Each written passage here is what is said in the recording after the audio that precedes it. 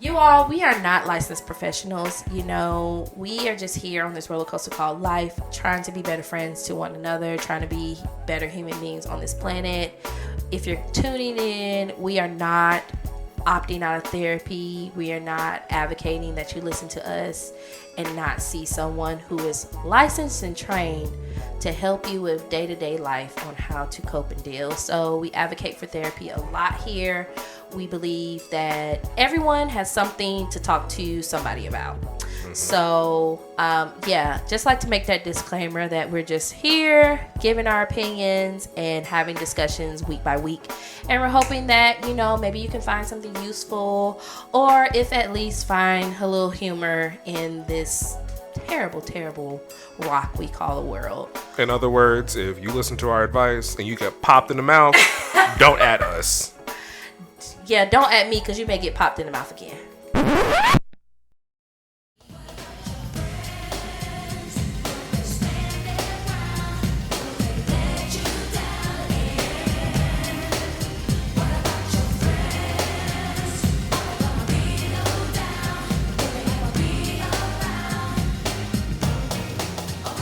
Hello and welcome everyone to another episode of the Friendship University, the podcast where we try to encourage you and teach you how to create, maintain, and develop friendships, because people are your greatest resource. So, stop being out here, stop trying to act like you could be in this world alone. And spoiler alert, romantic relationships and family relationships are not the only relationships that matter. So, your friends. That's what we're here for. That's what friends are for. I'm joined by I am joined by a very, very energetic, loving, and a surprisingly awake Mickey today. Did you get a nap? I did not. You know what this is? Is it sleep deprivation? Are you No, hallucinating? even better. This is what it feels like to have the heavy boot of capitalism pulled off your back. Tell the people what's going on. When the boot gets lifted, you're just like, wow, I feel 10 pounds lighter. Yeah. I'm not going to go into details because it's none of your business. But long story short, some things in life have changed.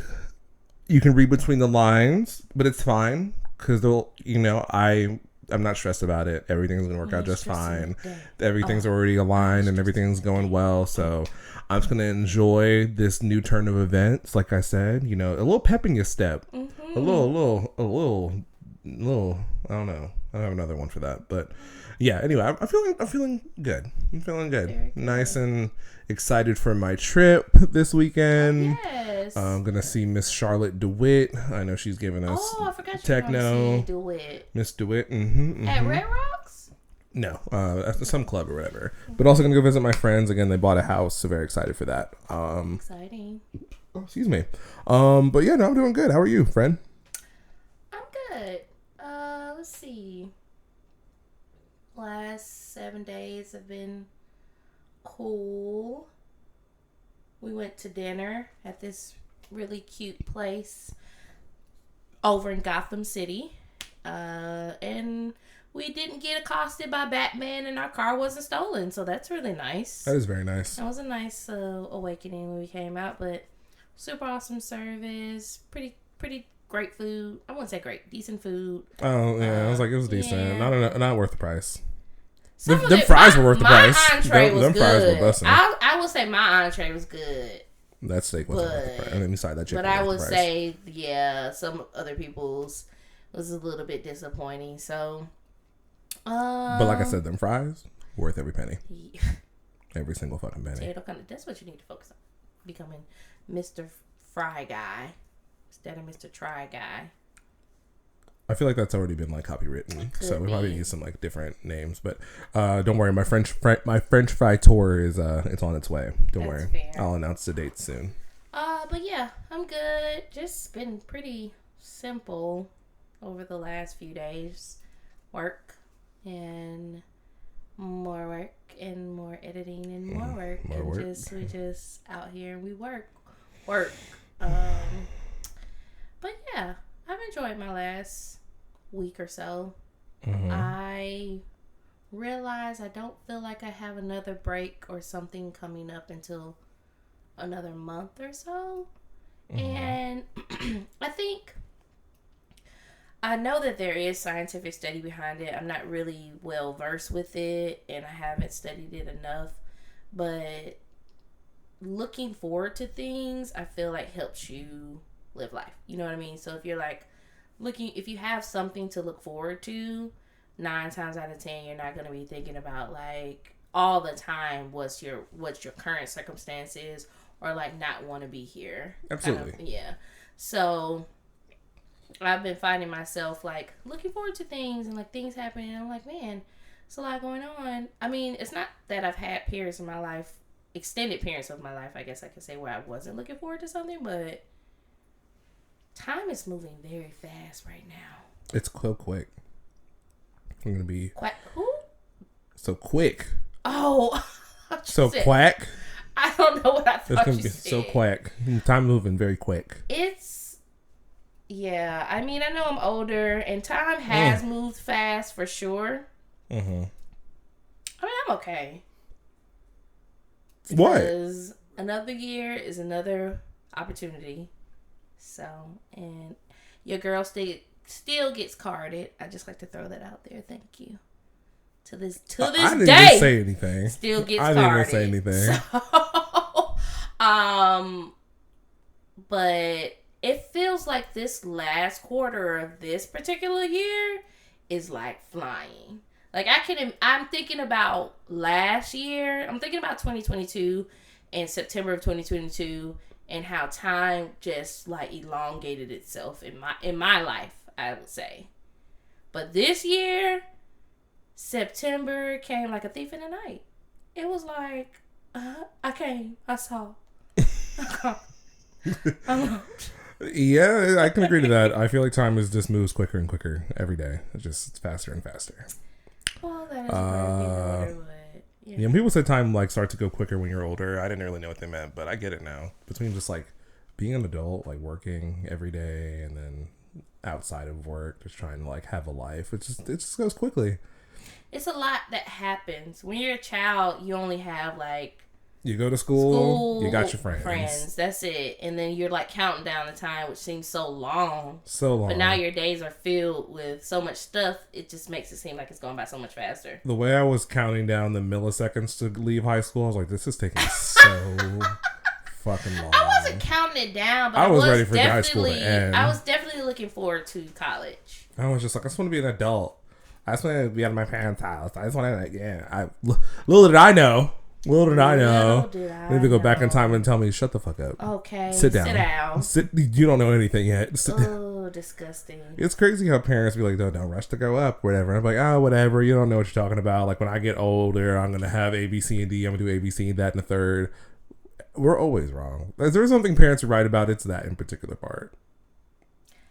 Back in the days when I was young, I'm not a kid anymore. But some days I sit and wish I was a kid again. Like, people who are older than us, they've always known. But that's the revelation you get with growing up. It's some things that you're just only going to know as you get older. So, to our younger listeners, enjoy your youth. And by youth, I mean lack of having to be responsible for your own well-being. Or pay bills. So, yes. Bills, mental health, physical health. Just enjoy the ride. It will get better, and you will be okay. So it'll probably get a lot worse before it gets any better. I won't say it will get a lot worse. That's not been my experience. But, to each his own. It's, your life. You make it what you make it. So, getting into some nice topics about what's been going on these last 7 days. Usher performing at the Super Bowl. Usher, baby. I mean, good for him.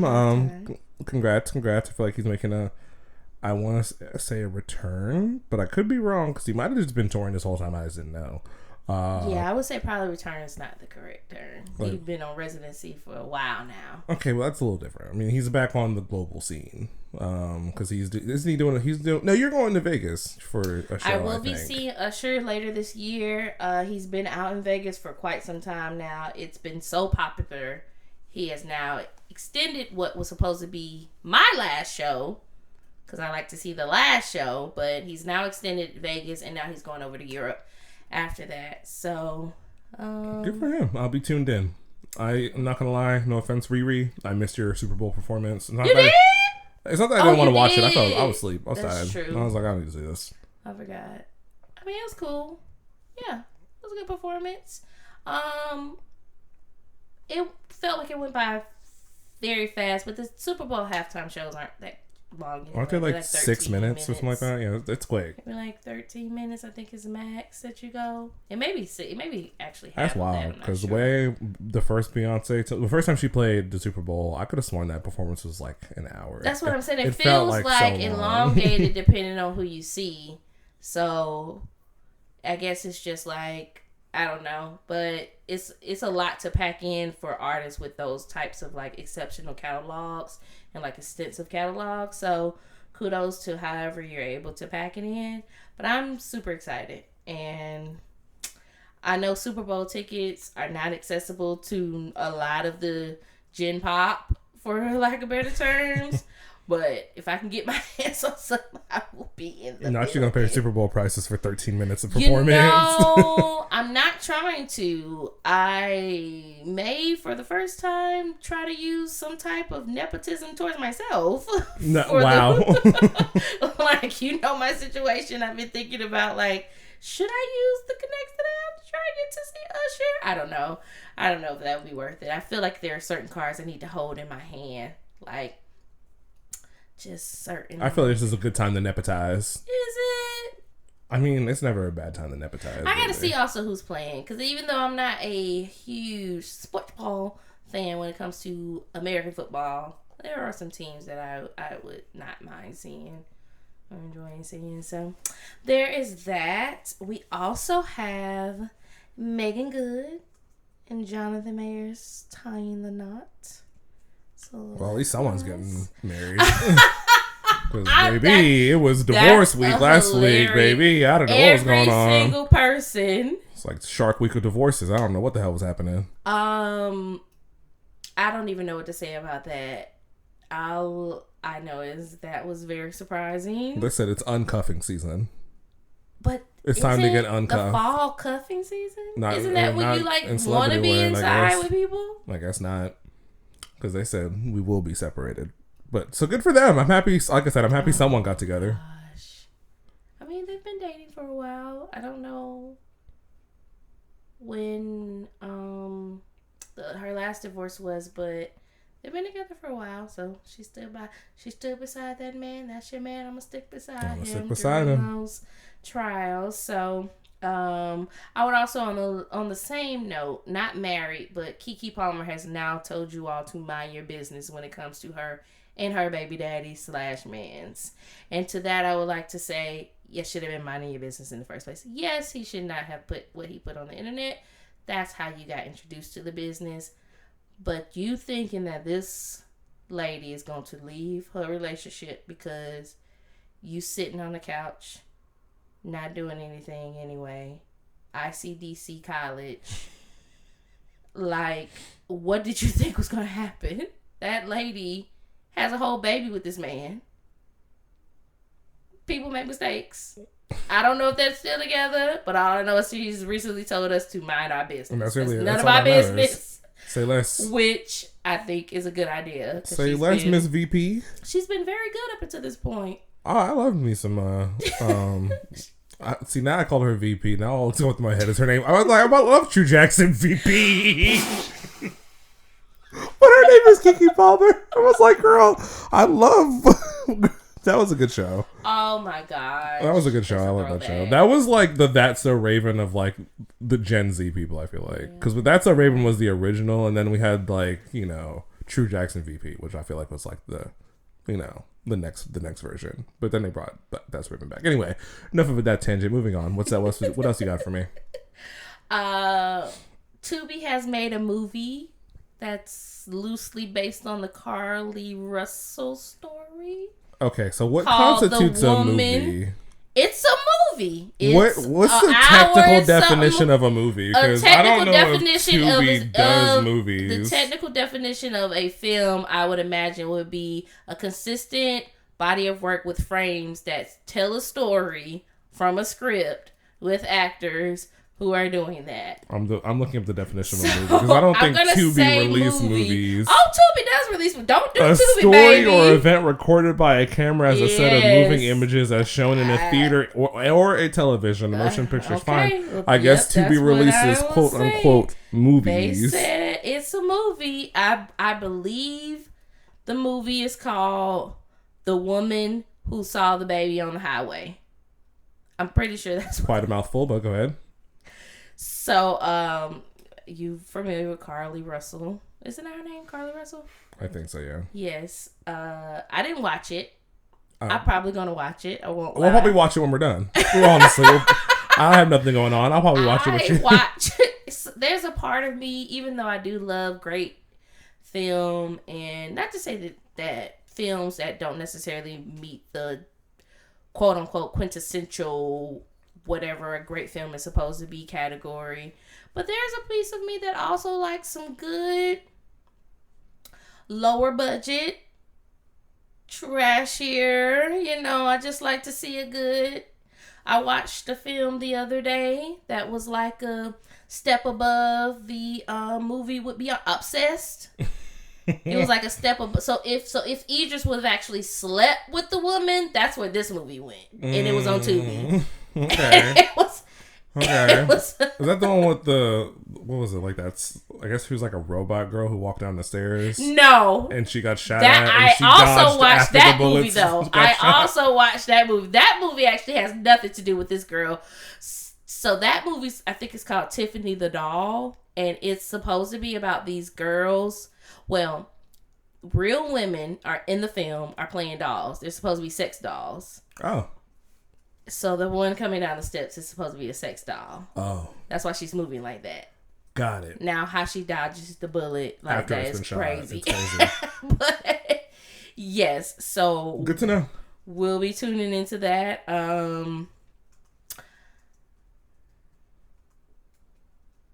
Just thinking about that film just makes me remind myself that we just need to be careful who we call friends. And I'm going to just leave that at that. The last couple of things that I want to talk about, I don't know if this means anything to you, but NSYNC. Can't wait. And a reunion tour. We'll be there. Don't play in my face. That's all I got to say. Just don't play with me, please. We'll be on floor. I'm going to be. I don't care. Right there. I'm going to be right there. In Club Syncy. In Club Syncy, okay. I'm going to be in sync with them as they're dancing because I know all the moves thanks to Darren's dance grooves. So, we'll be there. Yep, say less. For sure. I can't wait. I feel like there's been rumors of a DC5 reunion, minus Farrah, because we don't fuck with Farrah. Who knows? Who knows? Just bring them all back. Like I said, I think we talked about this last week. NSYNC, B2K. B2K already did their thing. I don't think they're coming back. Not after that Versus. Did they come back? They had Millennial Tour. They had Bow Wow. They had Soulja that. Boy.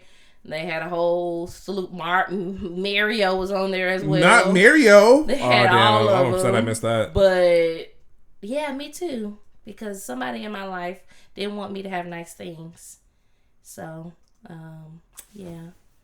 A mutual friend of ours didn't want me to have nice things, and so they taught me how to go into the Millennium Tour. Didn't want when I told them this was to be our only chance to have a good night. They didn't want, and they didn't want what was best for me. And this is, ladies and gentlemen, this is a reminder to you to just follow your instincts when you know what you know, when you know what you know. Because if I would have had Millennial Tour footage in comparison to that Versus gold, it would have been comedy gold. But really, everybody makes mistakes. Sometimes it really be your closest people who you're all. Truly. For real. Yo, so,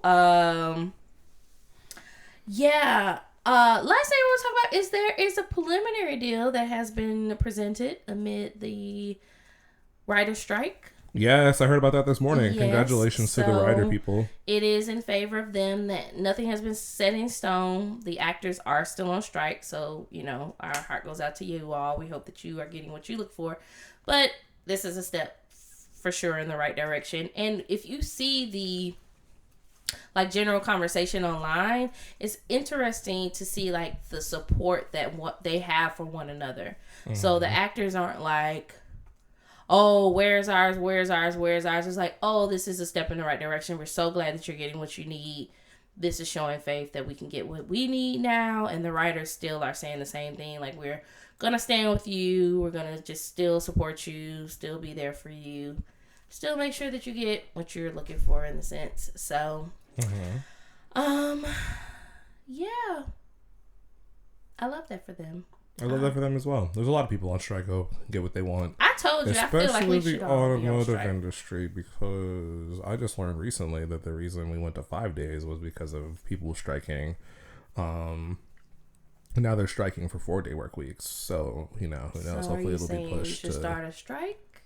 Actually, yes. I feel like everyone needs to strike. Everyone in the country needs to strike. I said that a couple of weeks ago. I feel like everybody should be on strike. Everybody, the entire country. Teachers, lawyers, drive-through workers. I don't care what you do. You can be an engineer making 6 figures. Strike. All kind of people. If you feel like you overworked and underpaid, legitimately feel like that, because I do know people who feel like they should be getting paid more and they're not doing the work to get paid more. But if you feel like, oh wow, it's me, I want to get paid more and do less. Anybody I know personally like that, but if you want to put yourself in that category, that's fine. I mean, that would explain. You know my concept: do the least and make the most. That's my whole goal in life. I want to do the absolute least and make the absolute most. And I say that almost every day, so I feel like the law of attraction is going to bring it to me one day. The universe is going to be like, you know what? You've asked for this enough. See, the thing about that is, you say do the least and make the most. You could do the least and make the most, and the most may not be what you want.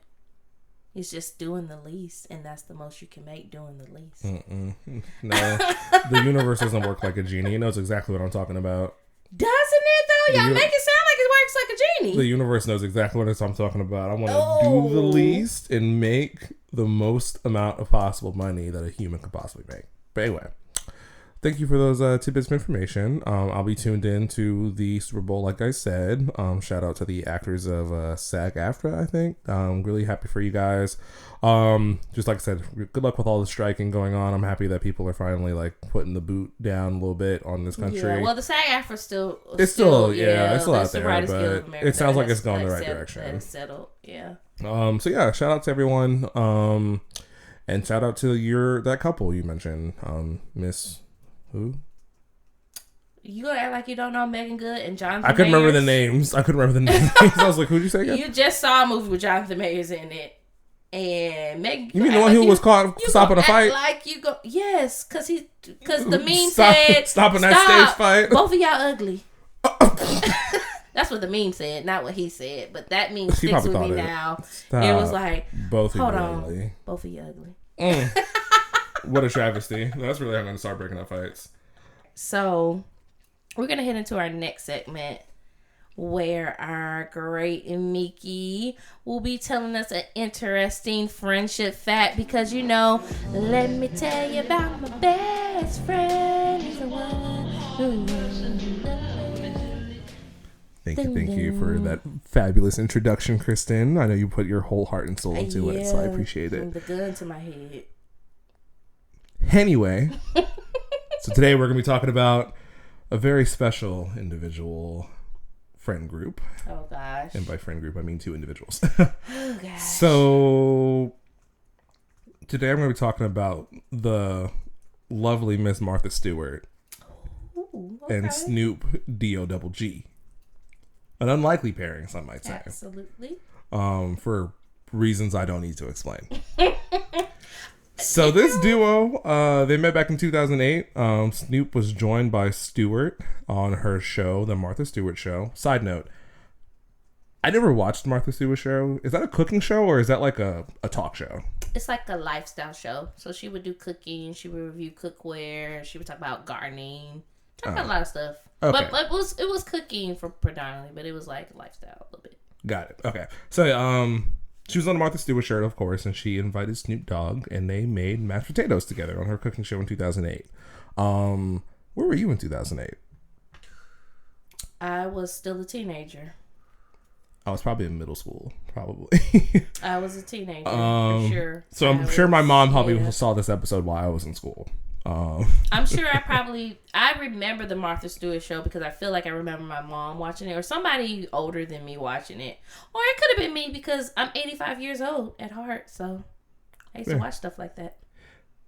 Fair. So that's when they initially interacted. It didn't really go into detail as far as how that became a thing. And then probably was just like producers like, let's invite Snoop Dogg on because that'd be interesting. You know, which is interesting because in 2008, Snoop Dogg's image wasn't as clean as it is today. I'll just say that. Fair. I was 2008. I didn't know. I was playing Sonic the Hedgehog or some shit. Anyway, so the next year, he actually ended up coming back to the show, and this time they ended up baking brownies. And the new friends actually joked about the most important part of the recipe, if you get what I'm saying. Mm-hmm. If you know Snoop Dogg, you know. If you know, you know. Side note, I was talking to someone about this the other day. I'm really curious how much Snoop Dogg's like personal roller makes. Just throwing that out there. I think it's $40,000 a year. That's it? Do I get get benefits? Well, I guess my benefits is hanging out with Snoop Dogg, I guess. That, you get contacts probably. Probably get to go on the plane. Probably get on the private jet. Yeah, you go wherever he goes. Pay for Maybe it. $40,000 is not that bad. You're probably getting all the hotels and stuff too. Mm-hmm. Snoop, if you're the applicants, I'm not applying because I'm not good at that, but I do know someone who would really love to apply. But anyway, so they continued having on-screen appearances with each other. Of course, you know, developing their friendship some more. The pair both worked on the roast of Justin Bieber in 2015, which I was there for that. I was there for that. And they were both co-hosts of the 2021 and 2022 Puppy Bowls, which is, can you imagine Snoop Dogg being the host of the Puppy I watched Bowl? It. So the pair, they kept having on-screen appearances throughout the years, notably in 2015 in the Comedy Central special, Justin Bieber's Roast. Mm-hmm. They also were co-hosts of the 2021 and 2022 Puppy Bowls, which, gotta say, the idea of Snoop Dogg like being a judge of puppies sounds that's what incredible. I was thinking about. It's funny. Really wish I was there for it. If you want a good laugh, watch Snoop Dogg and Kevin Hart reenact. I think it's like the Olympics or some like huge game they do together. It's freaking hilarious. Yeah, I'm gonna have to watch that. I'm actually upset that I wasn't watching the Martha Stewart show because I'm seeing pictures of them making brownies, and it looks like a good time. It was. So yeah, they've been friends for quite a bit of time. And they actually ended up having a show of their own, Martha and Snoop's Potluck Dinner, which aired in 2016, so a year after the roast. And despite their very different backgrounds, obviously Snoop Dogg is a rapper, smokes a lot of weed. Gangster rapper. Like, okay, we're not talking, 21 Savage or something. We're talking gangster rap. We ain't talking. And Martha Stewart is, well, we're not 21 Savage, but I was about to say somebody, but they may try to censor us. So we're not talking a certain person with clips in their head. Tragic. At 37 years old. And then, of course, Martha Stewart being a, dainty white woman who cooks. She went to jail, but. For real? For what? Tax evasion. Martha Stewart was in jail for like 2 years. You better serve your time, girl. You better serve your time. She was in pretty jail. I mean, of course, it's Martha Stewart. But she went to jail. Tax evasion. I believe it was tax evasion. Something of the sort. That's crazy. I should start evading my taxes. No. To go to jail? But, I mean, she was getting away with it at some point, I'm sure. But then she got caught. They all get caught. Kind of like the girl from City Girls. Didn't she also get caught for tax evasion? No, the girl from City Girls was a scammer. And a, what they call a booster. I don't know if you know that lingo in your world. Mm-mm. But a booster is someone who used to go out and steal things to resell them. So they would go into stores and like, not what the kids do today, where they're in cohorts of people and they just go in and grab and snatch. No, a booster actually was a skilled thief who would go in okay, cat burglar. and and they would take high end things and then they would resell them on the market. Oh, okay. Yeah. So that's what she went to jail for: scamming niggas and boosting. Scamming and boosting. Scamming and a bitch ass nigga. Yeah. But again, as time goes on, they continue having on-screen appearances with each other. Most recently, Martha Stewart was actually in a Skechers commercial getting a tattoo of Snoop Dogg on her arm. That's hilarious. They definitely slept together. Didn't we just talk about how men and women can have platonic friendships? I don't want to say that because I feel like Snoop Dogg and his wife have actually been together. What does he call her? Pop Mama? Queen something. He calls his wife something like she's the boss B. So I want to insinuate that that's what happened. But a whole tattoo? It was a commercial. So it's not a real tattoo. Maybe it wasn't a real tattoo. I'll give you that then. But if you were getting an actual tattoo, because I just want to let you know right now, I'm not getting a tattoo of any of my friends on my body. Never will. Never will. No, I don't know. Not even my lover. Even if you pass away. My cat at most. And that'll be like his paw. That's it. No. Even if y'all pass away, y'all better hope I get a shirt. I probably won't even get that. Wow. Not even a shirt with my face? I don't want myself airbrushed on the shirt, so I just feel like that's unfortunate because I was going to give out shirts when, your time came. Tie-dye. Don't airbrush my face on the shirt. I've said this time and time again. Print? Can I print your face on a shirt? I don't want my face on the shirt at all. How about a sweater? Nothing. Hats. Except the obituary. Lanyards. And it better be a pre-approved photo. We'll talk about it. Anywhere. We'll talk about it. Because we'll definitely need some memorabilia. That's cute, though. I do like that. I did know that they were friends. I have adored their friendship. They are super cute on the show together. They just seem so relaxed. I will say this about Snoop Dogg: what I have seen over the recent years, maybe the last 5 to 7 years, he is doing whatever he wants to do. Oh yeah, he's in his I don't give a fuck bag. He's in his, y'all can say whatever y'all want about me, but I'm living and I'm enjoying my life, and I'm going to do it, and I'm going to just do it while I'm here, and that's it. And you know what? I can't be mad at it because you beat a murder charge at 19, so why not live your life like you guys? I don't know enough about Snoop Dogg. Oh yeah, Snoop Dogg and Martha Stewart, everything. There's a whole, but I just, know that I just am immersed in the hip hop culture, so I just know that. But the show was cute. I remember it being on MTV. I remember watching it. I remember there was a holiday episode that they did that was super cute. They made sugar cookies and some other stuff. So if you get the opportunity to rewatch it, I was recently just reintroduced to a very, very old MTV show. MTV used to really actually have primetime television. And a friend of mine was watching Paranormal Activity. I think it was called Paranormal Activity. No, Fear. It's called Fear on MTV. It's an old show where they used to get a group of strangers together to go into these quote unquote haunted buildings, and they would win money if they could do the dares. Hilarious watching it back. There's one girl I remember who really, really made it. I don't want to say it, but if you've ever watched Fear, she was eventually a host on 106 in Park, and that wasn't her initial come up. She did radio after she did Fear and all of that, but yeah, she had to come up off of that for sure. Yeah, that's cute. Well, thank you for that fun fact. Or I'm sorry, what's it called? Let me tell you about my best friend. Thank you for putting some respect on it. Yeah, so, well, this week we thought we would discuss what's been kind of a popular topic for the last, I don't know. It keeps going in and out a little bit. It's interesting how it gained notoriety, but we did a love language quiz as it pertains to, I guess, friends, because I guess some of the questions were it had friendship in it. Like if you are familiar with the 5 love languages, it's a book. You can take a quiz, teach you about your love language.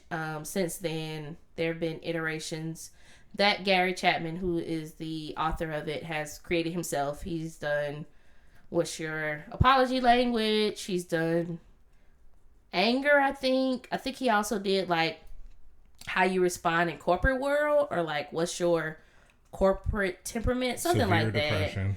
that. He's Crippling done depression. a lot of iterations of it, but the 5 love languages was where it started. So we took the 5 love languages quiz, which originated from a man called Gary Chapman. So he released the book in the like 1990s, I believe. I remember when it gained notoriety though, because for some reason there was like a resurgence of it in like the 2010s, I want to say, because I was still a teenager and I was still relatively young, but this book really intrigued me. I remember seeing it, and it was like on the New York bestsellers list or whatever. So I ended up taking it and doing it and like figuring out my love language and feeling like, oh my God, I know my love language. I think I gave it to my boyfriend at the time, and he was like, okay, I'll take it. Very boyfriend response. Whatever, Cool. I'll take it. But I don't know. I've just always been intrigued about like communication and how people relate to one another. And I want to say it recently made another like really huge resurgence where people were talking about all these conversations about individuality and who I am and how you love me and how do you know me, how do you see me kind of conversations are going on. I feel like it's now made another resurgence. I think he made, maybe I noted it, let me see. I think he did make one revision. I don't think I notated it, but I think he made one revision in like 2015 maybe. So maybe like 8 or 9 years ago. Mm-hmm. But yeah, so we took the quiz to see what our love languages are. I probably take it like once every couple of years, I'll say. Since I initially got the book. I still have a physical copy of the book, but the questions that were on the one I sent you aren't the same questions that are in the book.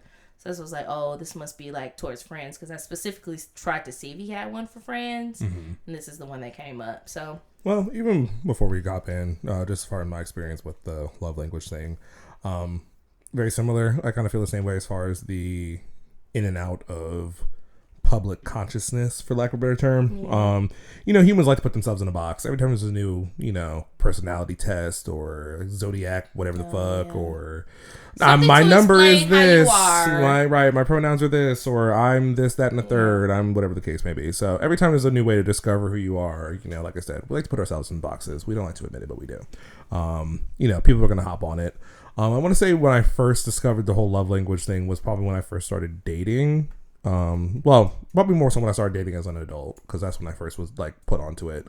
I don't really know where I got the initial interaction with it, or initial it was exposure around I might on the like internet for a while, Facebook or something, who knows. Yeah.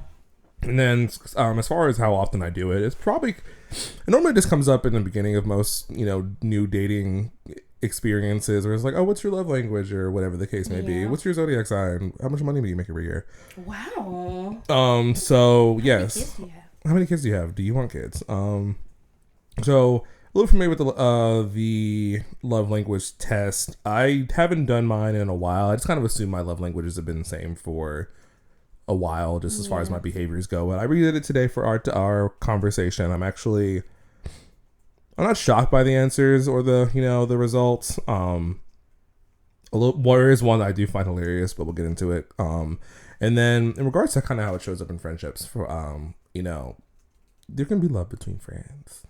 I feel like a lot of love between friends. True. I feel like a lot of these. Well, yeah, it is kind of people don't really talk about it in the sense of like love when it comes to like loving a partner. I definitely like show these traits with friends too, for sure. Absolutely. So yours have kind of shifted or shifted a little bit. A little bit. Some things have become way less important to me. Let's put it that way. But we'll get into it. I'm actually kind of curious if I can guess what your top one is. Well, I have my phone sitting down, so I don't know if you can see it, but you Oh no, can try I to wasn't paying guess. attention. If I had to take a guess, I'm gonna say your first one is probably gonna be quality time, as your highest rated love language. That's my final answer, and I'm gonna lock it in.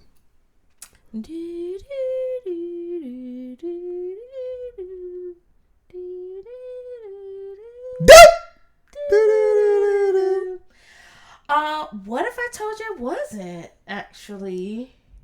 There is a second one that comes to mind, but I'm pretty sure you're gonna guess it because acts of service. no, actually, so okay, Damn, okay, well, I was this off is twice. fun. No, you weren't off twice. I just wanted to see what the second one was. My first one is quality time. Knew it. Ah. Period. Yeah. And it's funny because mine haven't shifted as much over the years. Like every time I take it, the percentages may change, but the for the most part, there have been certain periods in my life where they fall in alignment differently, but for the most part, they normally are in ascending order of how much they are important to me.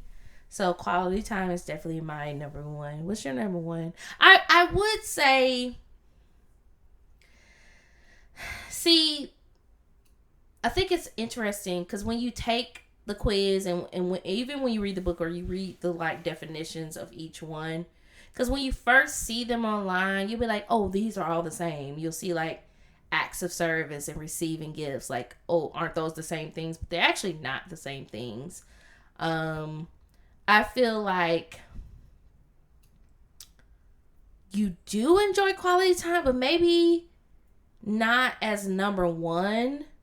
I feel like number one would either be acts of service or words of affirmation.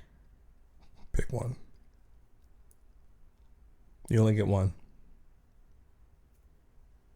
I'm going to say words of affirmation. Survey says you're correct. You are 100% correct. Acts of service is my number one. Not by a large margin. There are two other ones that tied for second place right underneath it, but we'll go into more detail about those in a second. But I figure it's probably important for us to kind of quickly talk about what the different ones are. Oh, absolutely. As Kristen explains, it's a test that you take or you read the book and kind of can like self-identify. And as we also probably alluded to, these things can change. People's needs and wants change throughout life. You get older, you know. As you get older, men just start to disgust you more and more. So maybe you don't need much quality time. So, you know. So just going to run through them real quick. So words of affirmation are, you know, essentially kind of the reverse of actions speak louder than words. For some people, hearing, you know, those complimentary words, you know, I love you, I appreciate you, I'm there for you, you did a good job, you know, a lot of stuff like that. Some people like to hear. That's myself. I like being, for lack of a better term, praised. I like to know that I'm loved and that I'm cared for. I like encouraging words. As far as I can think, I've always kind of been that way. Even since like I was a child, like hearing like my parents say, you did a good job, or like hearing my teacher say like, oh, your project was great or whatever. It made me feel good. And then after that, we have receiving gifts. Pretty self-explanatory. Receiving an item, may it be something sentimental, like memento from a trip, maybe be, you know, a form of like cash, maybe be the form of, you know, cold hard cash. It could also be, you know, I can kind of see the people get mixed up between the acts of service and giving gifts, kind of thing. Or even like thinking gifts in the materialistic sense. Yes, it is something physical that you're probably giving someone. But it also could be like experiences. Yeah, experiences. And it's more so like you recognize that the gift the person has given you has had thought put into it, right? So it's just not like, oh God, I miss such and such's birthday. Let me pick up a card and like pick up this trinket gift from Walmart, or like pick up this, you know, have you ever like been at Christmas and somebody just gives you like a bath set And okay, the Axe, Axe under or the deodorant, body wash, and they and know scrub you up. have like, and it's not even just that. It's like, okay, this is like so mass marketed, but that person can know maybe you have skin issues, maybe you have eczema. Why would you buy me that? Like, you don't know me. You're not even listening to what I say. You're not even trying. So it's really a thoughtful kind of gift, something curated to you that this person has presented to you to let them know that they understand who you are, they understand your likes, they understand your desires, your wants and needs, and different things like that. So it's not just materialistic things like cash. Some people do like cash. My mom loves cash. Same. As a gift. We'll get into it. I'll explain more about my like I said, I find my results very interesting. Yeah, that's interesting. Followed by that, we have acts of service, which I do find. When I was reading about it, there was a word that stuck out to me when it came to these two like acts of service and receiving gifts is the concept of thoughtfulness. It's just a different form of thoughtfulness where, like Kristen mentioned, gifts, it's like the thoughtfulness of like, I thought about you, I specifically sought this out to give to you, or whatever the case may be. Where acts of service is more so, again, it's probably just pretty much written in the name, but more so providing a service to someone else. You help them move, you cook for them, you take care of them while they're sick, you help them with their resume, you watch the kids, you clean up around the house for them, whatever the case may be. It's pretty much your way of conveying that like you can lean on me, and that lean on me. And like I said, I find it really interesting that the word that they kind of focused on was thoughtfulness, because it's pretty much two different forms of thoughtfulness. Again, one's more of an action-based one, one's more of a giving one. After that, we have quality time, Kristen's favorite one. So if you want to explain what that's a little bit like, Yeah, so quality time really is like, I grew up around a lot of people, first of all. So and I did grow up a lot of people, but I didn't. A lot of my siblings are older, so I did spend a majority of like coming of age years with just me and my parents, and I mean myself and my cousins, and I had friends and stuff that were really close. But I started to learn that I liked being around people, like especially people that I care about. So I was a friend to be like, what are you doing? I just watch TV. I'll just come over and hang out. Like, we don't have to do anything. Like, we'll just watch a movie, or, you want to go to the park and just chill, or you want to do XYZ. That started very early on. Like, even just going to like a library together. There were times where I would invite a friend to the library, and it wasn't necessarily that I wanted us to talk.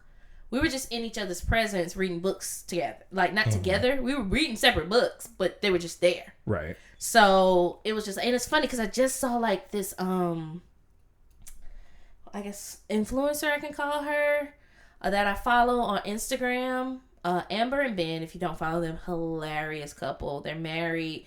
They have a beautiful baby girl. Star of the show, honestly, if you ever watch their videos. But she just talked about how her and her husband had a great couples date. So they left the baby with, I think, her parents, and they went to a coffee shop, and the first 15 or 20 minutes was just silence. So it was like the perfect date, 15 to 20 minutes to just read your book together, and then outline what you want to talk about, outline your quotes, and then you come back together and you talk about it. And I was like, that is heaven to me.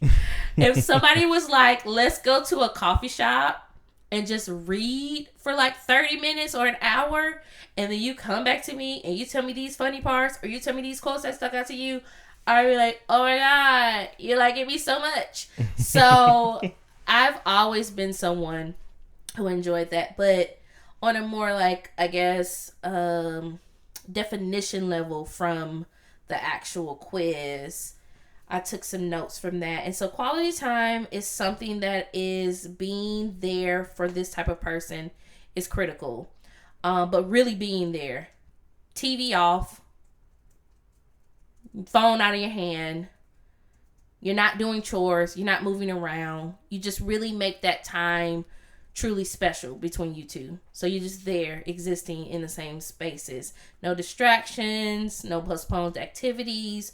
No failure to listen And I wanted to note that I did see that in those times where someone is spending quality time with someone and they do feel like there is a moment where you're not paying the full attention, it can be very hurtful to them. It could be very like, oh my God, you're like not present. And, I don't know, some people may internalize it. Some people, it could just spiral, I would imagine, in those aspects. So you just make them feel truly special and loved. And you just can spend uninterrupted time talking with someone or doing activities together. And for me, this deepens a connection with me for someone, because I do like to talk. I am a very chatty person. I can talk, but I can also sit in silence. And sometimes if I can sit in silence with someone, that can be also a connection for me. It may seem weird because you're not saying anything, but it's just like we could just be in each other's presence, and it's just like a comfort, like you just feel safe, right? Kind of situation. So, quality time has always resonated with me. Maybe this developed when I was younger, because I did have parents who prioritized quality time. Because there were a lot of us. So we did have days to ourselves with each one of them. And so it's just kind of like you felt special. You looked forward to that day and you were like, oh, okay, this is my time. And we'll just do whatever I want to do and talk about whatever I want to talk about. Because if you know anything about having a ton of siblings, everybody's talking over everybody. So sometimes as a 5-year-old, what you have to say about that movie or that Ninja Turtles episode or that like anime or whatever you saw is the most important thing at that time. And you want somebody to listen to you. But also too, if you're the smallest, you're probably going to be the less heard. So it's like I would wait for that time to be like, oh my God, yeah, I saw this and then I learned this in like class and then I got this book at the book fair and then it was just like XYZ. So yeah, I could see why quality time is my top. Quality time, I switch between quality time and words of affirmation. So sometimes words of affirmation is top, and so but they are always in the top two. It's either one or the other.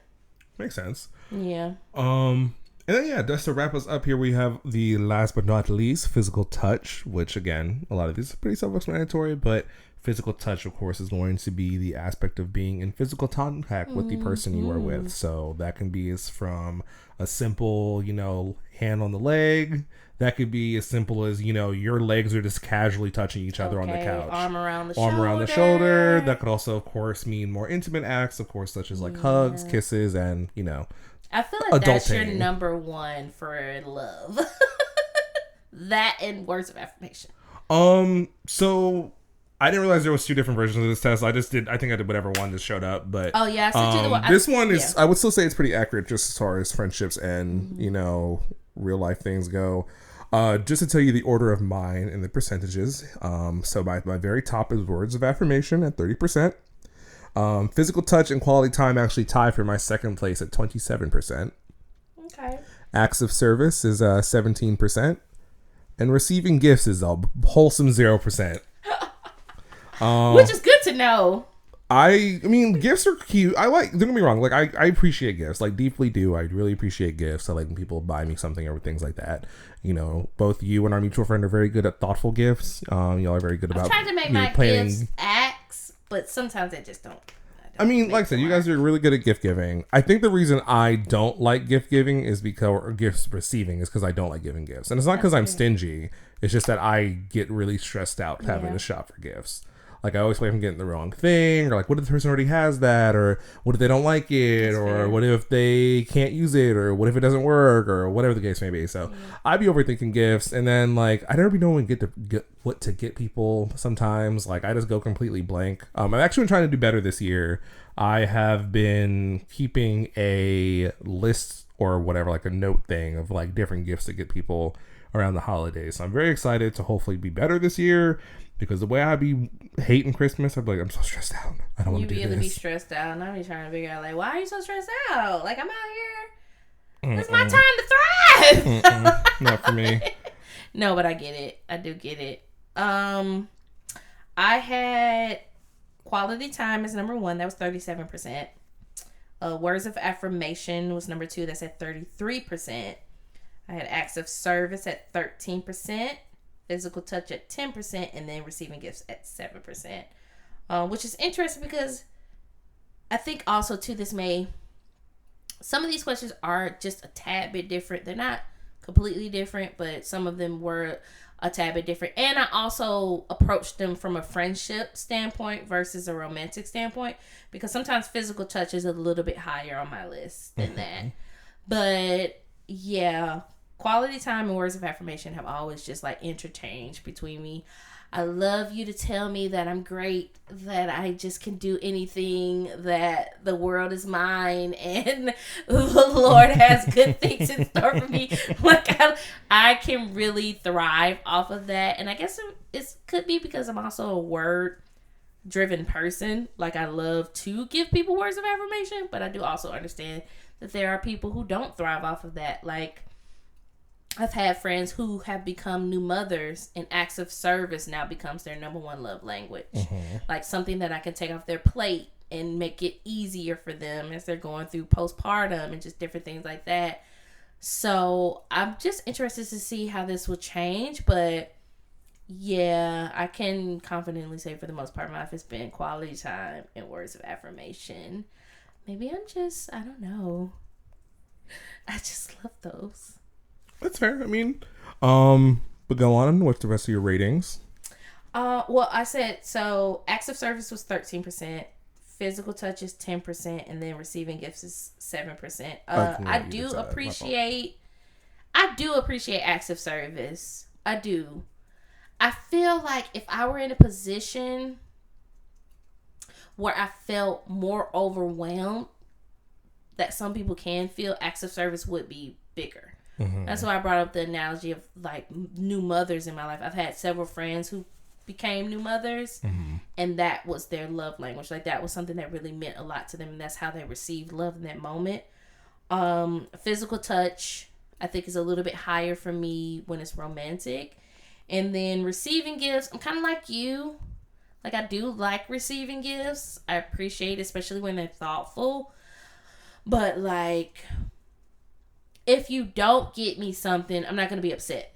Right. You know what I mean? Like, if it's a situation where it's just like, you feel like, oh, I just have to reciprocate, so I'm going to just buy this gift because you got me something. I'd rather you just be like, I didn't know what to get you, or like, honest to God, like I don't have the money, or whatever it is. Like, you don't have to, going back to that analogy of like, don't buy me a Curve body wash set. Don't get me bubble bath when you know I don't take baths. Don't get me like bath bomb. Don't do things that you know I will never use. You're wasting your money. You're wasting my time. Now I feel like I have something that I need to get rid of because I'm going to regift it. I just want you to know. Okay.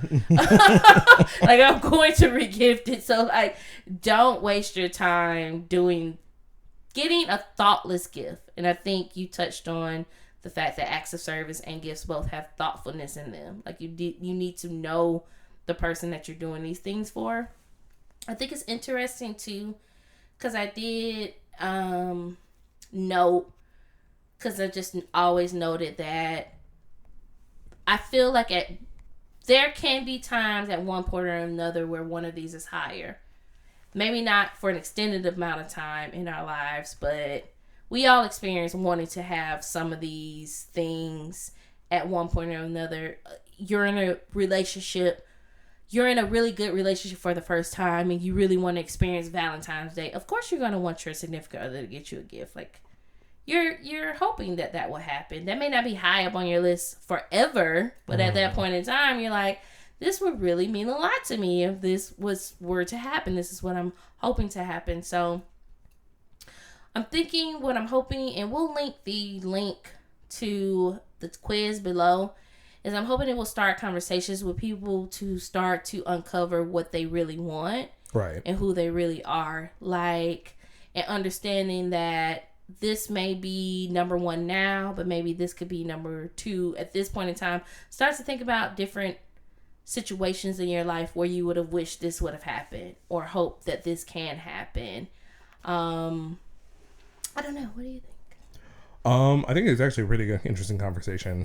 When you first brought it up, I was so fully on board with the conversation because I think it's pretty important for friends to know these things about each other. I'm not going to say it's as nearly as important as it would be in a relationship. Of course, relationships and friendships are a little bit different, but I still think it's pretty important because you want to make sure that you're showing up to the people in your life, showing up in their lives in a way that they can compute and that makes sense to them. Yeah. Some people, when it comes to love languages, some things just fall extremely flat. You might be like, oh girl, I spend all my day with you all the time, every day. Like, I love you. And meanwhile, they're like, that means nothing to me, girl. Like, I don't care that we hang out every, right. I'm literally I have so many things to do. Like, I'm stressed out. Like, I'm in school and stuff like that. Like, I need help, A, B, C, and D. So I think it is pretty important to, kind of recognize like where your friends sit and what actually would be meaningful to them, like that example of quality time. Like you said, to you, quality time might be, oh my God, I'm being so fulfilled. Like we spend so much time together. Meanwhile, their thing is, acts of service and they're sacrificing all their time and stuff like that. So, of course you're kind of, being fulfilled, but it is a very interesting conversation to be had in regards to friendships. I would argue probably a little bit more of a logical conversation than zodiac signs. No offense. I'm not even gonna get into that. No offense to the zodiac girlies. I mean, I have a Taurus on my arm, but because I just like the way it looked. I appreciate you bringing up this conversation. I find it very interesting. I am one of those humans where I like to put myself in a box as well. So anytime I have a chance I have again, I'm like, ooh, a test. Every chance I'm like, oh my God, let me learn more about myself. And of course this isn't just like the end, right? Not a period. But it's a starting point to understanding like how you interpret the actions that people do towards you. Right. Exactly. I was kind of curious, from a standpoint of, being on the giving end of a love language. How do you typically show love for other people? So sometimes I will try to see if people do know their love language off the bat. That is a question that I have asked. And I've also tried to preface it by saying, like, this test doesn't have to be the end-all, be-all. Like I said, it could be a beginning point. Because I do feel like just with anything else, personality tests that they make you take, all those spectrum tests that you have to take to see if you are on this color or that color, or is your personality over here, are you introvert, extrovert? I think there is room for them to intertwine and happen at any point in your life. But I do like to know where people stand as far as like what they value. So it's interesting for you to say that because I never asked you what your love language was. I assumed. And though I was close, there's still like a piece of me thinking back like, oh, well, there were times I didn't have to give you a gift. I could have just tried to do an act of service, and that probably would have meant more to you. And not to take the value of what happened in our past or like the friendship that we've been able to build. But if I had known that right off the bat, it could have saved you and I, like, it could have saved me money. It could have saved you time. Right. So I think it's really important to know how people receive love. And it's important to understand that people receive love sometimes differently than you receive love.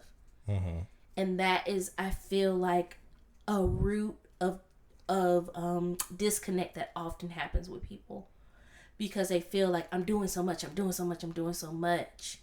But in that person's mind, because that's not how they receive love, you're not doing anything. You're buying them $1,000 gifts. And right, and that's not what they want. Thanks, I guess. You are getting them Cartier bracelets, or you're flying them out, or you're doing these trips, or y'all are like, oh, my friend took me on a yacht for a weekend in Hawaii, whatever. But then they go 3 months without seeing you or talking to you, and their love language could be quality time. So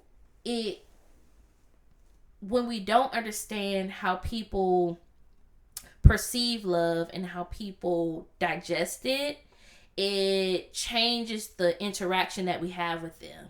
Right. So for me, I appreciate understanding how someone receives love, because it's my goal to try to meet you where you are as you meet me where I am. So it's not going to happen every single time.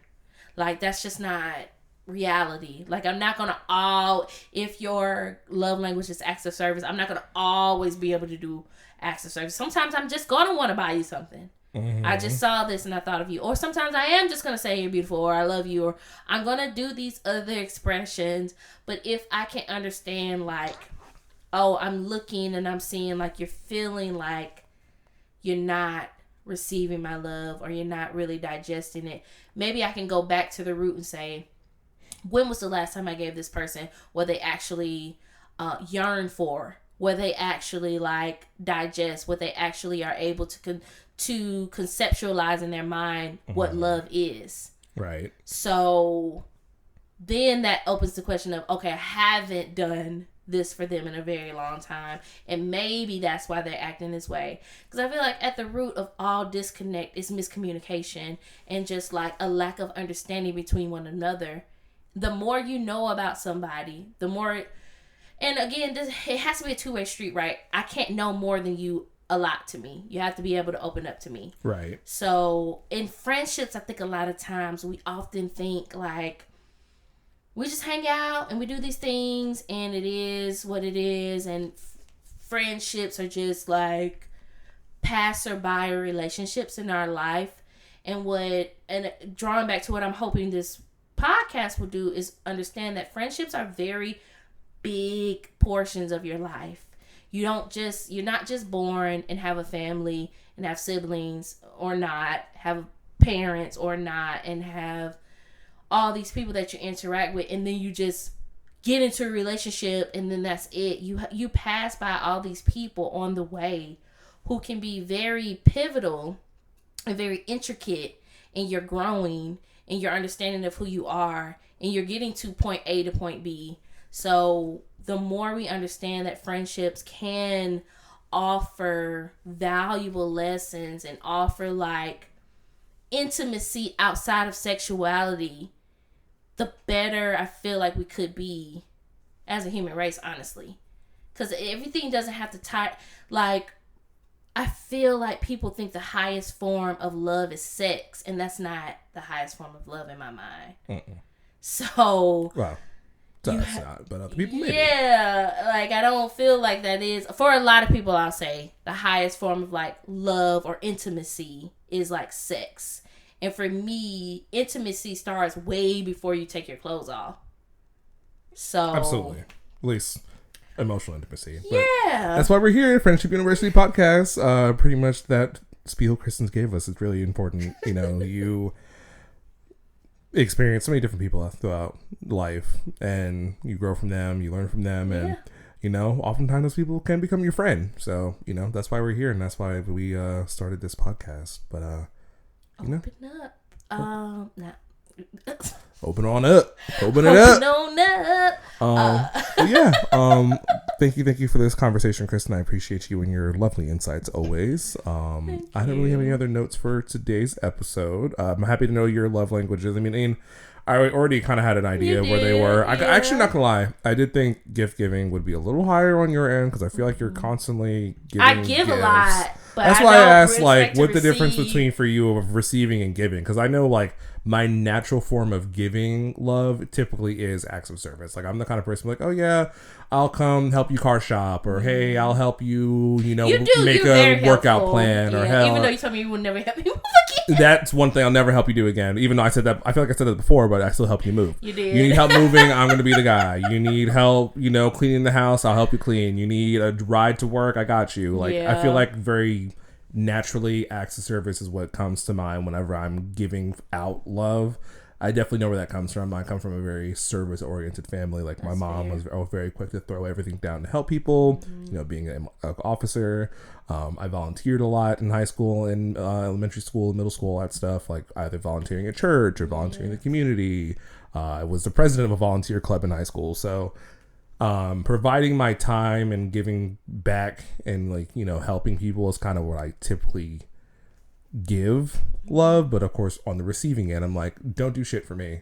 I got it. I mean, sometimes it's nice if you picking up some Chick-fil-A. You give me some Chick-fil-A and 8 count from Chick-fil-A and some fries with some Polynolly. I'm in love with you. My heart is with the little note that says you are loved. You are loved. That's love to me. Okay, so you know, definitely on the receiving end, it can definitely be more of a, you know, I like to spend time with you. I like to hear that I'm pretty. Tell me I'm pretty. Tell me I'm pretty. For sure. Absolutely tell me that. I will definitely take that. I think it's some people have said like you give the love that you like to receive. And even though gift giving isn't at the top of my list, I do know oftentimes I am someone who will give words of affirmation back to people in quality time. And it could be just because I enjoy quality time, so it's like a reciprocal thing, but I can get that. I guess we'll end. I have the quote of the day. And it says, we love people differently at different stages of our knowledge of them.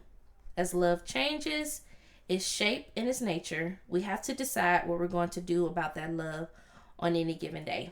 And that's from Barbara Hambly, who is like a science fiction fantasy writer. Or actually, she's not a writer, a fantasy novelist. So she has like novels about different things with prose and different things of that.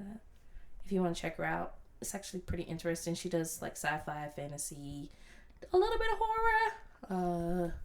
But yeah. Well, I appreciate the quote. Thank you. On that note, this has been another episode of The Friendship University. You all should know where to find us by now. If you don't, everything will be in the description box below. We are at Funny Podcast on all platforms. That's FUNIPODCST. That's at FUNIPODCST on Twitter, on the Instagrams, on the Clock Talk.